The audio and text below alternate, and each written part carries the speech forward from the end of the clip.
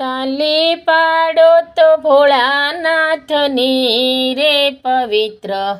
શ્રાવણ માસમાં ભજન કરો તો ભોળાનાથનું રે પવિત્ર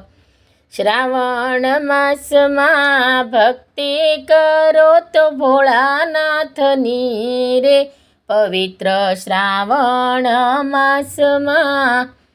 ભક્તિમાં ઘણો ફેર છે રે ભક્તિ કોને કહેવાય જો ભક્તિમાં ઓમ નમઃ શિવાય માળા જપો રે ભક્તિ એને કહેવાય જો ફેમિલીમાં ફેર છે રે ફેમિલી કોને કહેવાય જો ફેમિલીમાં શિવ પાર્વતીને ગણપતિ કાર્તિક ઓખા મળ્યા રે ફેમિલી એને કહેવાય જો ઘરેણામાં ફેર છે રે ઘરેણું